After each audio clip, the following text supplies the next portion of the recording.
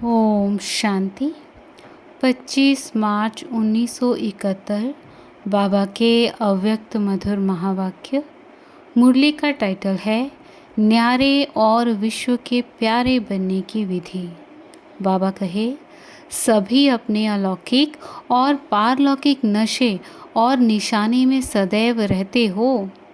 अलौकिक नशा और निशाना और पारलौकिक नशा और निशाना दोनों को जानते हो? दोनों में फ़र्क है या एक है? अलौकिक नशा और निशाना हुआ इस ईश्वरीय जन्म का और पारलौकिक नशा और निशाना हुआ भविष्य जन्म का। तो ईश्वरीय जन्म का नशा और निशाना याद रहता है, साथ साथ पारलौकिक अर्थात भविष्य का नशा और निशाना रहता है। अगर दोनों ही हर समय रहें तो क्या बन जाएंगे? अलौकिक नशे और निशाने से बनेंगे न्यारे और पारलौकिक नशे और निशाने से बनेंगे विश्व के प्यारे। तो दोनों ही नशे और निशाने से न्यारे और प्यारे बन जाएंगे। समझा? अभी सभी से न्यारा बनना है। अपनी देह से ही जब न्यारे बनना है तो सभी बातों में भी न्यारे हो जाएंगे। अब पुरुषार्थ कर रहे हो न्यारे बनने का। न्यारे बनने से फिर स्वतः ही सभी के प्यारे बन जाते हो। प्यारे बनने का पुरुषार्थ नहीं होता है, पुरुषार्थ न्यारे बनने का होता है। अगर सबका प्यारा बनना है तो पुरुषार्थ क्या करना है? सर्व से न्यारे बनने का। अपनी देह से न्यारे तो बनते ही हो, लेकिन आत्मा में जो पुराने संस्कार हैं उन्हों से भी न्यारे बनो। प्यारे बनने के पुरुषार्थ से प्यारे बनेंगे तो रिजल्ट क्या होगी? और ही प्यारे बनने की बजाय बाप दादा के दिल रूपी तख्त से दूर हो जाएंगे। इसलिए यह पुरुषार्थ नहीं करना। कोई भी न्यारी चीज़ प्यारी ज़रूर होती है।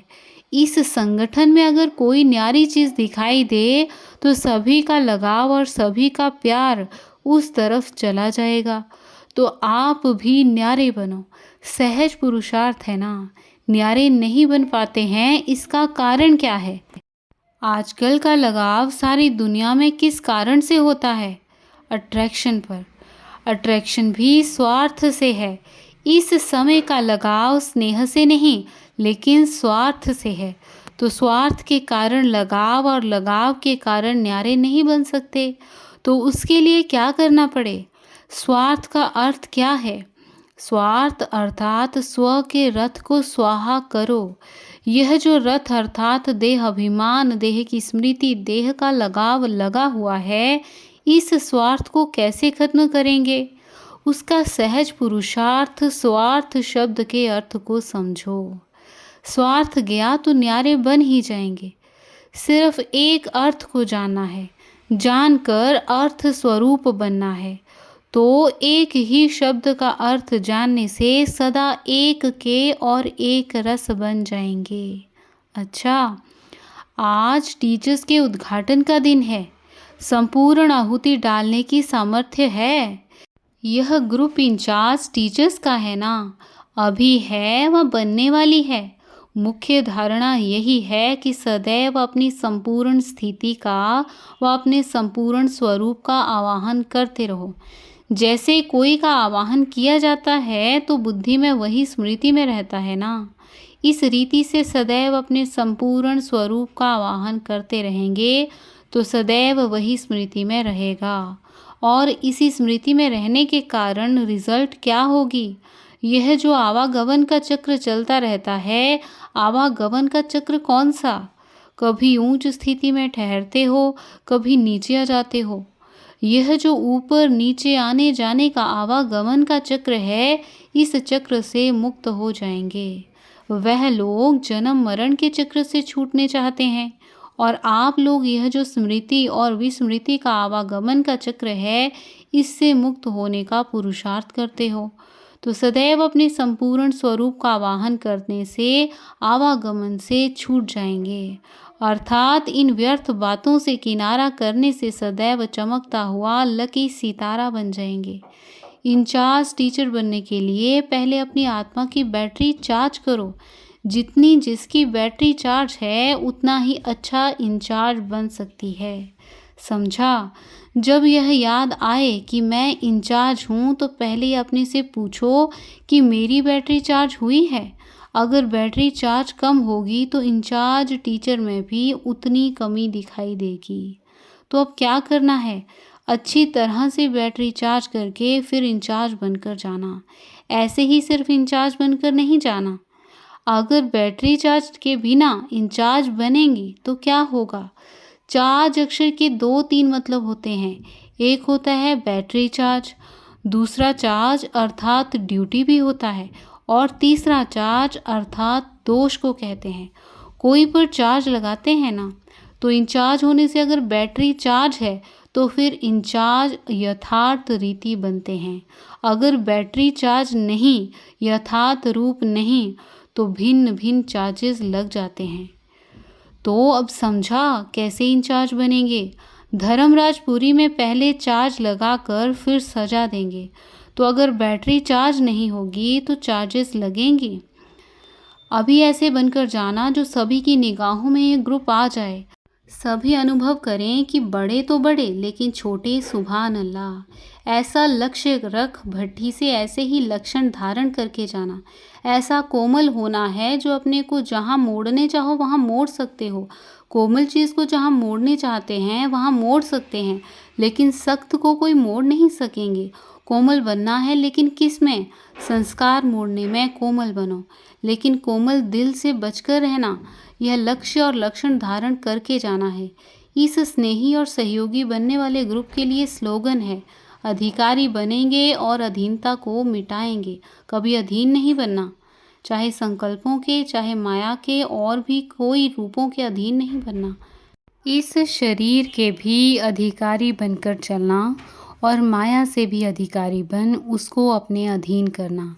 संबंध की अधीनता में भी नहीं आना है, चाहे लौकिक चाहे ईश्वरीय संबंध की भी अधीनता में न आना। सदा अधिकारी बनना है, यह स्लोगन सदैव याद रखना। ऐसा बनकर के ही निकलना। जैसे कहावत है ना कि मानसरोवर में नहाने से परियां बन जाते हैं। इस ग्रुप को भी भट्ठी रूपी ज्ञान मानसरोवर में नहाकर फरिश्ता बनकर निकलना है। जब फरिश्ता बन गया तो फरिश्ते अर्थात प्रकाशमय काया, इस देह की स्मृति से भी परे, उनके पांव अर्थात बुद्धि इस 5 तत्व के आकर्षण से ऊंची अर्थात परे होती है। ऐसे फरिश्तों को मायावा कोई भी मायावी टच नहीं कर सकेंगे। तो ऐसे बनकर जाना जो ना कोई मायावी मनुष्य ना माया टच कर सके। कुमारियों की महिमा बहुत गाई हुई है, लेकिन कौन सी कुमारी? ब्रह्मा कुमारियों की महिमा गाई हुई है। ब्रह्मा कुमारी अर्थात ब्रह्मा बाप को प्रत्यक्ष करने वाली कुमारी। जो टीचर्स बनती हैं उन्हों को सिर्फ पॉइंट्स बुद्धि में नहीं रखनी है व वर्णन करनी है, लेकिन पॉइंट्स रूप बनकर पॉइंट वर्णन करनी है। अगर स्वयं पॉइंट स्थिति में स्थित नहीं होंगे तो पॉइंट का कोई प्रभाव नहीं पड़ेगा। इसलिए पॉइंट इकट्ठी करने के साथ अपना पॉइंट रूप भी याद करते जाना। जब कॉपियाँ भरती हो तो कॉपी को देख यह सब चेक करना कि साकार ब्रह्मा बाप के चरित्रों की कॉपी बनी हूँ। कॉपी जो की जाती है वह तो हूबहू होगी ना। ऐसे बाप समान दिखाई पड़ो। सुनाया था ना कि जितनी समानता होगी उतनी सामना करने की शक्ति होगी। समानता लाने से सामना करने की शक्ति स्वतः आ जाएगी। अच्छा, यह ग्रुप कम नहीं है। इतना बड़ा शक्ति दल जब कोने कोने में सर्विस पर फैल जाएगा तो क्या होगा? आवाज़ बुलंद हो जाएगा, ब्रह्मा कुमारियों की जय। अभी तो गालियाँ देते हैं ना, यहाँ ही आप लोगों के सामने महिमा के पुष्प चढ़ाएंगे।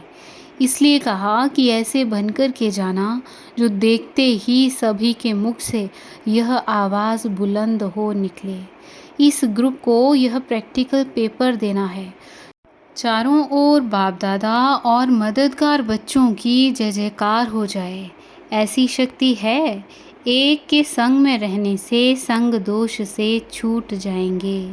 सदैव चेकिंग करो कि बुद्धि का संग किसके साथ है। एक के साथ है। अगर एक का संग है तो अनेक संग दोष से छूट जाएंगे। संग दोष कई प्रकार के दोष पैदा कर देते हैं, इसलिए इसका बहुत ध्यान रखना। एक बाप, दूसरे हम, तीसरा ना कोई। जब ऐसी स्थिति होगी तो फिर सदैव आप लोगों के मस्तक से तीसरे नेत्र का साक्षात्कार होगा। यहाँ का जो यादगार है उसमें योग की निशानी क्या दिखाई है? तीसरा नेत्र। अगर बुद्धि में तीसरा कोई आ गया तो फिर तीसरा नेत्र बंद हो जाएगा। इसलिए सदैव तीसरा नेत्र खुला रहे। इसके लिए यह याद रखना कि तीसरा ना कोई। अच्छा, ओम शांति। ओम शांति।